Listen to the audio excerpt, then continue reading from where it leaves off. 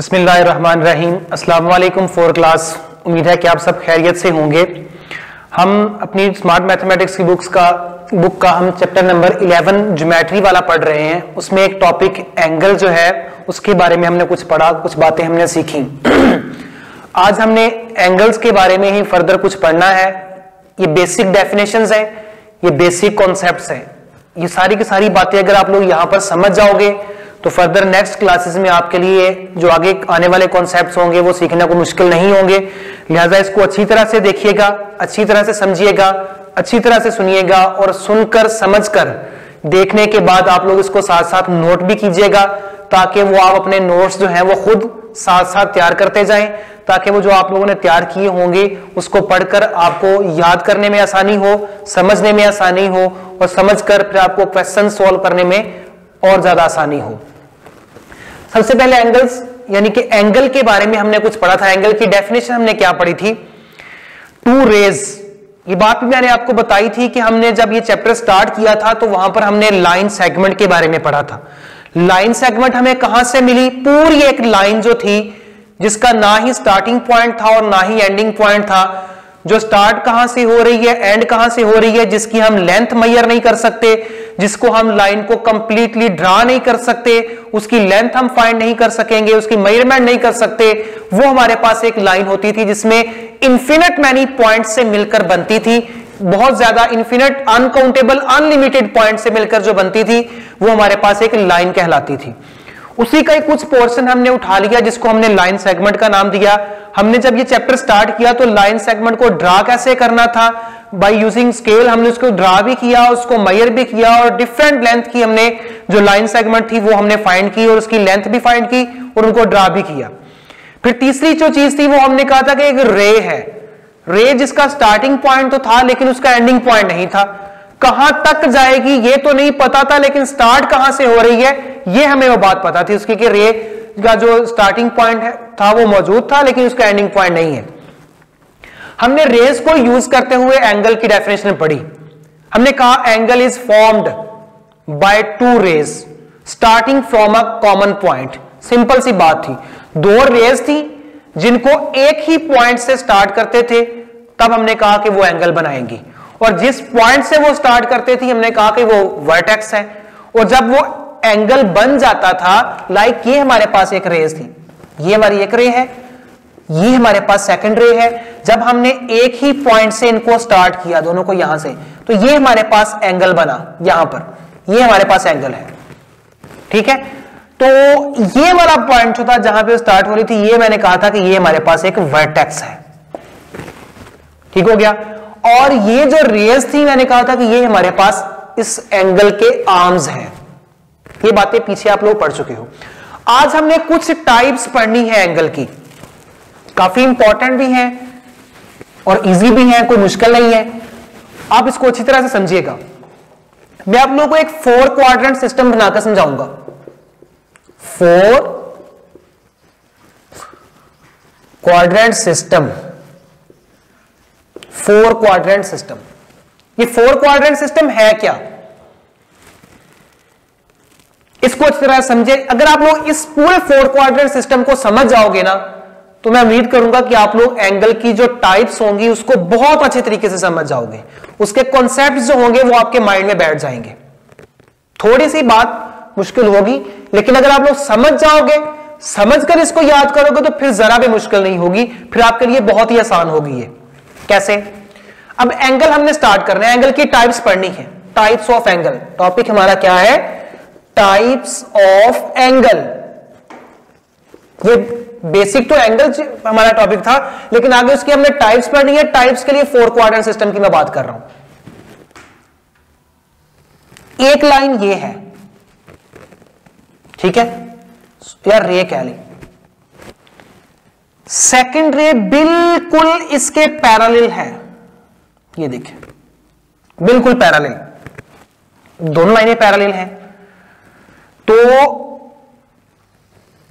Parallel lines की definition आप लोगों ने हो सकता है पीछे क्लासेस में पढ़ी हो। दो लाइनें पैरेलल कब होती हैं? दो लाइनें पैरेलल तब होंगी जब दोनों में कोई एंगल नहीं होगा। कैसे? Two lines are said to parallel, ये दो लाइनें हैं, एक ऐसी भी लाइनें हैं, ये भी दो लाइनें हैं, ठीक है। अब ये दो लाइनें पैरेलल हैं, इसकी रीजन क्या है? हम इसकी डेफिनेशन जब पढ़ेंगे ना पैरेलल लाइन की, तो हम कहेंगे two lines are said to be parallel if these cannot cut each other, intersect each other, meet each other at any point, किसी भी पॉइंट पे कट ना करें, टच ना करें, मिले ना, तो वो लाइनें हमारे पास पैरेलल लाइंस कहलाती हैं। अगर ये कट नहीं करेंगी, टच नहीं करेंगे एक दूसरे को, तो ये पैरेलल लाइंस कहलाती हैं। अगर ये कट कर जाएं, टच कर जाएं, एक दूसरे में से पास हो जाएं, एक दूसरे के अंदर से में से गुजर जाएं, तो ये लाइनें हमारे पास इंटरसेक्टिंग लाइंस कहलाती हैं। ये दोनों लाइनों के बारे में सुन लें, पैरेलल लाइंस और इंटरसेक्टिंग लाइंस, ठीक है। अब हम पढ़ रहे हैं एंगल्स के बारे में, तो हमारे पास ये वाली चीज जो है ये पैरेलल लाइंस है। क्यों? दोनों कट नहीं कर रही, क्यों? दोनों दूसरे के पैरेलल है, एक दूसरे को टच नहीं कर रही, किसी भी पॉइंट पे दूसरा मिल नहीं रही, तो ये लाइनें हमारे पास पैरेलल लाइंस हैं। अब इन्हीं लाइनों को क्या किया हमने? एंगल बनाया। अब इन दोनों में एंगल अगर की बात करें, एंगल की बात करें, तो ये हमारे पास 0 डिग्री है। ये मैंने इस दिन आपको समझाया था, this is the representation of angle, degree, ये यूनिट समझ लें इसके एंगल के, ठीक है। 0 डिग्री, जब दो लाइनें आपस में टच नहीं करेंगी तब ये क्या कहलाएंगी? 0 डिग्री, और ये पैरेलल लाइंस कहलाएंगी। अब क्या किया हमने? दोनों में एंगल बनाया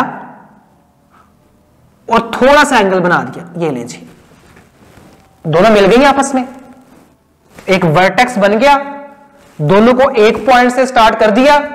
एंगल की डेफिनेशन पूरी हो गई कि जब दो रेज एक ही पॉइंट से स्टार्ट हो तो एंगल बनाती हैं, वर्टेक्स बनता है, तो ये एंगल बन गया। अब ये कुछ एंगल बन गया, ठीक हो गया। अब ये जो रे है ये तो अपनी जगह पे बिल्कुल वैसे ही है, ये मूव नहीं करेगी। हम क्या करते हैं? हम ये जो रे है ना दूसरे वाली, ठीक है, इसको मूव करवाना शुरू करते हैं। पहले मैंने यहां तक मूव करवाया, यहां तक मूव करवाया, यहां तक मूव करवाया, ये उधर ही खड़ी है अपनी जगह पे, ये मूव नहीं कर रही। सेकंड वाली, पहले एंगल इतना था, अब एंगल इतना हो गया, अब एंगल इतना, एंगल भी बढ़ता जा रहा है, बिल्कुल यहां चली गई। अब एंगल यहां से लेकर यहां हो गया, यहां आ गई, यहां पहुंच गई, बिल्कुल स्ट्रेट इसके पीछे चली गई, यहां आ गई, मूव करती करती यहां पहुंच गई, बिल्कुल स्ट्रेट नीचे आ गई, यहां पहुंच गई, यहां पहुंच गई, फिर दोबारा अपनी पोजीशन पे आ गई है बिल्कुल दूसरी के साथ यहां पर। अब देखें, पहले एंगल इतना था, फिर इतना था, फिर इतना था, अब इतना हो गया, अब इतना हो गया, अब इतना, फिर यहां। गौर करें जरा बात के ऊपर, क्या हो रहा है? एक सर्कल कंप्लीट हो रहा है, यहां तक एक सर्कल पूरा हो गया। क्या हुआ? जो दूसरी साइड थी, ये दो साइडों के नाम होते हैं, एक जो अपनी जगह पे होती है उसको इनिशियल साइड कहते हैं, दूसरी को टर्मिनल साइड कहते हैं। मूव करती जा रही है, मूव करती जा रही है, ठीक है। यहां पे हो गया 0 डिग्री। जब यहां पर ये पहुंची, यहां पर बना 90 डिग्री, बिल्कुल स्ट्रेट, बिल्कुल ऐसे है, ये ऐसे है। जिस तरह आपकी दीवार नहीं होती, दीवार और जो फ्लोर है, फर्श जो है, दीवार फ्लोर दोनों के दरमियान जो एंगल होता है वो 90 डिग्री का होता है। फिर इसने 90 से बढ़ना शुरू कर दिया, आगे चली गई, यहां से यहां तक, फिर ये 90 का पूरा इसने क्वाड्रेंट कंप्लीट किया, यहां आकर ये 180 डिग्री हो गई, ठीक है। फिर इसने 180 से मूव करना शुरू किया, जब और 90 ऐड हुआ तो 270 डिग्री हो गई, और पूरा जब एक चक्कर कंप्लीट कर लिया ये 360 हो गई। इसको कहते हैं 4 क्वाड्रेंट सिस्टम।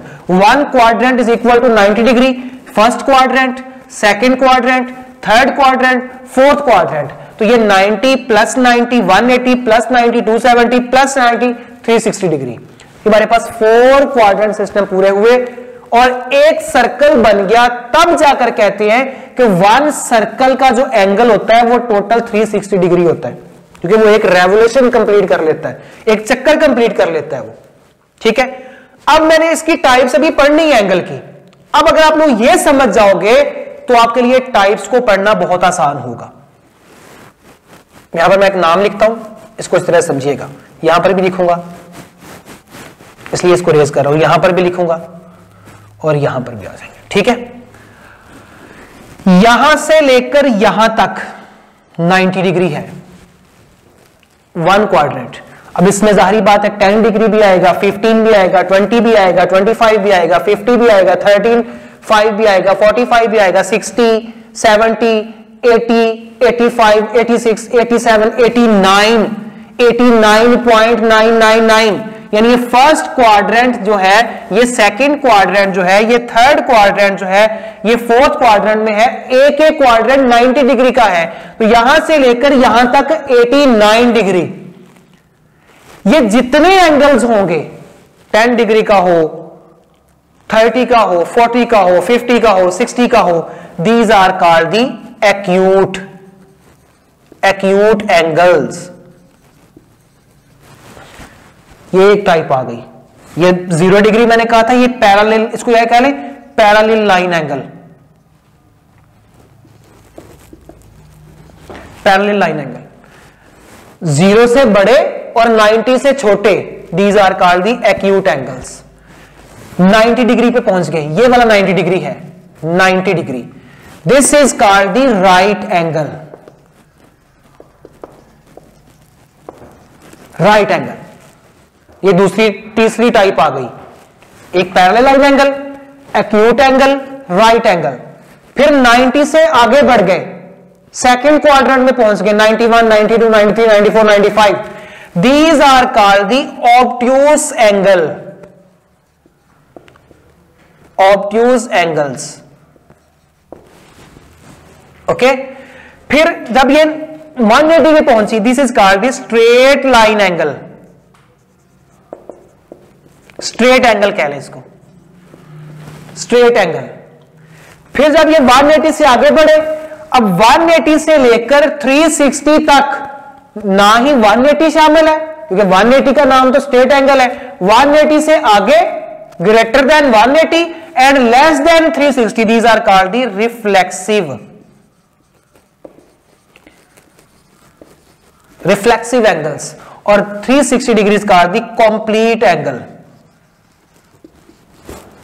तो कितने नाम हो गए, 1, 2, 3, 4, 5, 6, 7। 0 डिग्रीज कॉल्ड पैरेलल लाइन। अब डेफिनेशन क्या होगी, डिफाइन एक्यूट एंगल। अगर वो कह दे कि डिफाइन एक्यूट एंगल, आप लोग 2-3 बातें कर सकते हो। अब first quadrant angle is called acute angle which is greater then 0 degree and less then 90 degree. अगर डिफाइन राइट एंगल तो आप कहें 90 degree angle is called a right angle. सिर्फ एक एंगल ऐसा है 90, सिर्फ 90, ना ही 89, ना ही 91, this 90 is called the right angle. ठीक है, a second quadrant angle which is greater than 90 degree and less than 180 degree is called the obtuse angle and 180 degree is called the straight angle.